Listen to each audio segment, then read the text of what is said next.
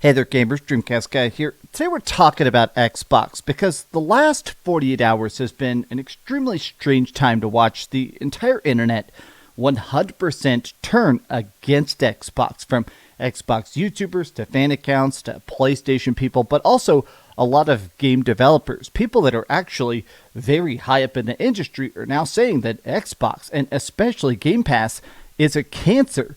It's killing the industry, and now it's dying because of its own damage done. And I want to really take a look at all the different takes about this, because I think it's interesting that Xbox has gone from a competitor to an interesting rival to something that just feels like everybody that comes near it ends up damaged because of it. Let's get into it. Hi, hope you're having a great day, and if you could, please give this video a like and subscribe if you haven't already. I hope you guys had a good 4th of July. By the way, I ended up grilling a bunch of burgers, drinking booze, having a very high-calorie brunch.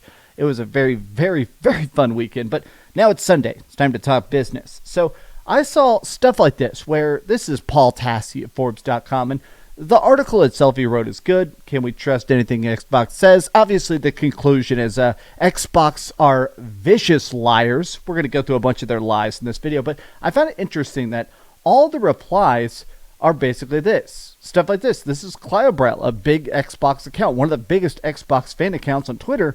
Good article. The only possible answer here is we probably can't. Don't trust anything any company says. If you think it's just Xbox, then you're in for a rude awakening. Obviously, you can't really trust.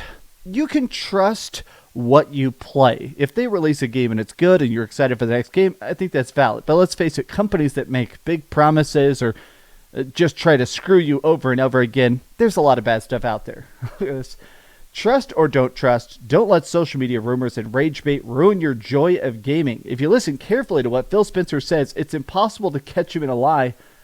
Okay, so wow, I can't believe I found the last Xbox fanboy. Buddy, Phil Spencer will sell you for $25 in a cheeseburger. Okay. After recent events, I'm absolutely concede Satya Nadella is the current CEO of Microsoft, and a lot of people think that he is personally responsible for a lot of these Xbox closures. We're going to take a look at the numbers, but just in general, it's wild that even within the last month, he constantly talks about the success, the longevity, the growth of Xbox. So the fact that he is claiming publicly that Xbox is never doing better, while privately just hatchet jobbing it or making Phil Spencer hatchet job it and take the blame, it shows the fact that not only is Satya an absolute despicable sociopath who will get art for an extra 10% profitability, but I think it's also just a sign of the fact that Microsoft no longer even has a vague interest in Xbox. Satya is very likely going to sell Xbox for parts, putting up all that cash into AI within 5 years. These trillion-dollar companies think they're all racing to build God, so honestly, who cares if a slim-margin video game division? None of the other players are like this. Google left gaming. Meta has its deeply sad VR research they're still doing. And Sony and Nintendo are not throwing billions of dollars into AI, so they don't have this problem. And I think this is interesting because I do think it is a big point. A lot of people have talked about the fact that for whatever reason, the tech sector right now is in this arms race. They think whoever can make perfect AI first gets infinite money. They want to have the ability to just type a prompt and a full blockbuster Marvel movie appears. Or you can type a prompt and a full video game appears. Everything, right? Zero cost to the creator, full profit to the company. That's the idea, right? Obviously, I don't think that technology is ever going to exist. I'm a big nerd. I like not just art, but the creation, the process, the suffering to make art. I think that's necessary. I just don't think AI will ever really make stories that are as good as the stories we're currently doing, right? But let me keep going here. Here's a focus I've seen of a lot of very controversial talks. A lot of people are almost kind of pissed about this, but Game Pass is unsustainable and damaging, says the founder of Arcane. Larian Studios director agrees. The economics never made sense. Now, I have to admit, a lot of people sent this to me yesterday, and I actually took a bit to even clock it. This is such a big deal. As a public statement, this is ruinous. This is the most damning tweets I've maybe ever seen. This guy was the head of Arcane, the founder of Arcane Studios, the maker of Dishonored, of Prey. This dude knows what he's doing and worked with Xbox for like a decade. If this guy is saying Game Pass doesn't pan out, the math doesn't pan out, Xbox doesn't know what they're doing, this dude knows better than literally anybody on the planet. Why is no one talking about the elephant in the room? Cough, cough, Game Pass. As a developer, what are your thoughts on Game Pass? I think Game Pass is an unsustainable model that has been increasingly damaged to the industry for a decade, subsidized by Microsoft's infinite money, but at some point reality has to hit. I don't think Game Pass can coexist with other models. Either they kill everyone else or they give up. Now, this has been sort of an analogy I've made in previous videos, which is the idea of Netflix versus movie tickets, right? If you want to go see a movie, it costs about $20. And a lot of times that movie, it's good or bad. It's something like, I really like 28 Years Later recently, but you'd also see something super bad, a dog shit, random ass Marvel movie, right? But the point is that for that price, you could get an entire month of Netflix. Netflix, you get hundreds and hundreds of shows, classic movies, retro stuff, but also all the original content by Netflix. So it becomes this thing where, okay, how is the single movie ticket profitable and how is Netflix profitable? Well, profitable is sort of a hard thing to margin, right? Especially when it comes to Netflix. Netflix is always like 1% in the green. Even though they have hundreds of millions of people that watch Netflix every single day, they're always barely surviving. And a lot of that comes down to stock price. It seems like this is the problem, is that Microsoft is trying to copy that. Microsoft is trying to figure out, okay, how can we be happy with that 1% margin? How can we stay 1% in the green? Right now, it seems like that's what Game Pass has been doing. It's just ever so slightly in the green. They're always slightly profitable. But the problem is that games are more expensive to make. They take longer to make than movies. And additionally, I feel like this really can't be understated. They keep doing these expensive acquisitions. Microsoft's buying up all this stuff, all these 20, 30, 40, $80 billion acquisitions like they did with Activision Blizzard. That stuff puts you so deep in the red, and this 1% profit margin, you're never really going to break even, right? Netflix can never catch up to those kind of acquisitions, so they don't even try to do it. Okay, now here's the other tweet that I think is just so damning. What happens when all the money runs out is the most vocal concern in my network. And one of the main economic reasons people I know haven't shifted to its business model. The infinite money thing never made any sense. I agree, I'm fed up with the BS of, don't worry, it doesn't impact sales, only to admit years later it absolutely does. So this has been the biggest lie that's constantly told by Xbox. I've called it out. A lot of people have screamed at me for calling it out, and I never really minded their mean comments or whatever because it's been so blatantly obvious. If you can get a game for free, a Game Pass subscription, or you get the game for $70 or $80 up front, a lot of people are going to choose the cheaper option. Even though they'll never own it, they go, okay, I'm going to just beat Fable. I'm going to get Game Pass for a month. I'm going to beat Fable. I'm going to beat Starfield. And once it's done, fine. Even if I paid for 2 months of it, I paid $50 instead of $70. To a lot of people, that's absolutely worth it. Whereas now it's starting to make that thing where Xbox realized, oh, well, our math required that somebody buys some of these games. Somebody was supposed to pay for something up front because we're never going to hit those Netflix numbers. Microsoft has admitted that they wanted to hit 100 million Game Pass users, and they never even slightly came close, ever. So it makes it where, okay, now we're constantly trying to buy bigger and bigger properties. We're taking our games and selling them on PlayStation. We're trying to put stuff on Nintendo Switch. We're putting stuff on PC. They realize, okay, we have dug too big of a hole for Game Pass and the infinite money of Microsoft to ever actually pan out. Okay, I wanted to look at this.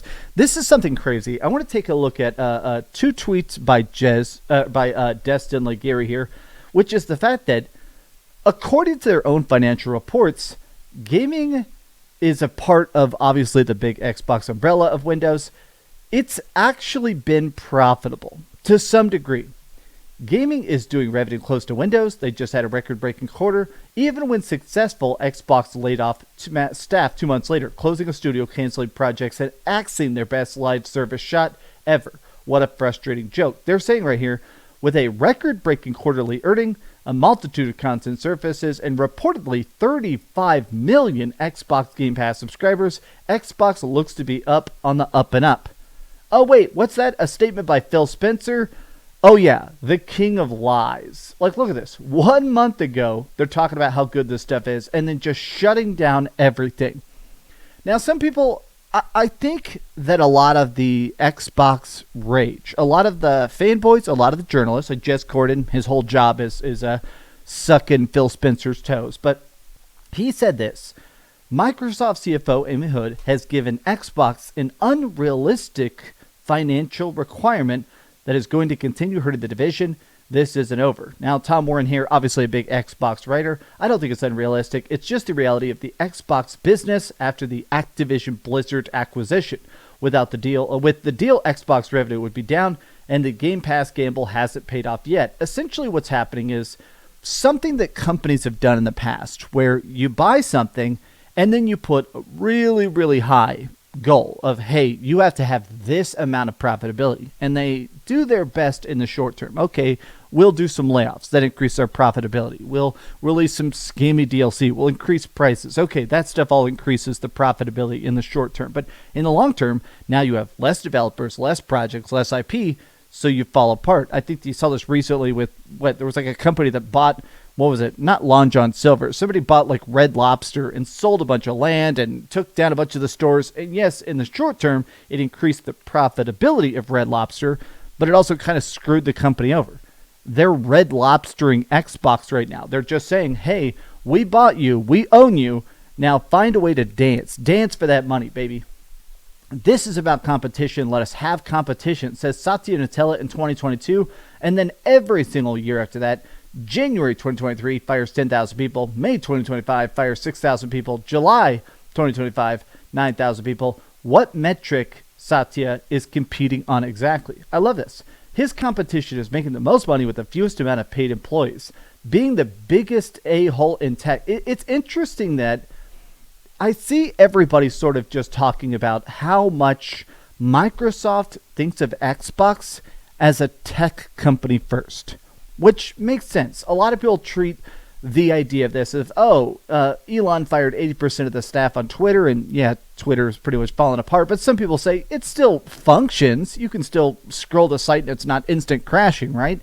But I think a lot of people, the problem is that this isn't that kind of project. Xbox isn't tech.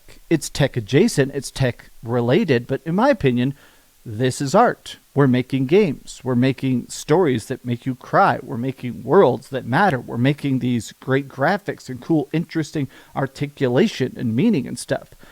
And I guess I get annoyed because a lot of these CEOs just think of it as a decimal point. Okay, this game that made you cry sells 2.5% more, whereas this game that has loot boxes and free-to-play, that makes 5% more profit. So the free-to-play game with no story and no real fan base, that's more important. I see so many people just straight up saying, this is embarrassing. The fact that they're closing so much, axing so much, before it even has a chance to see the light of day, it's embarrassing. I have no words for what is happening this week. Phil Spencer showed up to Tango Gameworks, congratulated them on the awards won by Hi-Fi Rush, takes a group photo, and closed the studio. He did the same thing at Rare, visiting them and then firing the entire team. He is a ghoulish sociopath, a stain on the industry, and the press has laundered him for 10 years. Remember Skillup having the stick of calling Phil Spencer Uncle Phil? The press and shilltubers worked very hard to create a cult of personality around Phil Spencer, being a savior and our friend. It is this reputation that allowed him to fire thousands of people. I don't even know the name of the Nintendo CEO. I know the name of Jim Ryan because of everybody told him to go F himself. But Phil Spencer has had the best, the entire press propagandizing his image for what he wanted. He didn't save Xbox. He made it all about him. There's nothing left. It's interesting to me that every part, every headline, every piece of this news is just so universally hated, so universally disgusting. Even the fact that they're telling the laid off people, oh, I'm so sorry, talk to the Xbox AI and maybe it'll help you get a little bit of free therapy. This is scummy. This is not just scummy. Everybody is instantly being like, bro, these people just need to get out of the industry. Absolutely. I hate the fact that Xbox is doing so bad. PlayStation is being so lazy. It seems like only Nintendo is trying at this point, and I feel like I'm not a Nintendo fan. Obviously, I make more videos hating on Nintendo than sucking Nintendo. Why do I keep saying that? Obviously, I make more videos hating on Nintendo than complimenting Nintendo, but even I got to take a step back and say they're the only company that seems to care about the games at this point. I don't know. This is a rambly talk before I've had my breakfast, but I am full of burgers. How do you feel about this? How do you feel about gaming? How do you feel about the fact that Phil Spencer absolutely deserves nothing? Tell me your thoughts in the comments down below. And do you think we're actually going to get a new Xbox? Because I know the reports say that it's almost done, but at this point, I just genuinely cannot imagine the next Xbox is... It's not going to be on store shelves. If they release it, it's going to be like the Steam Deck, something you buy through their launcher. I just can't imagine a physical Xbox on store shelves ever again.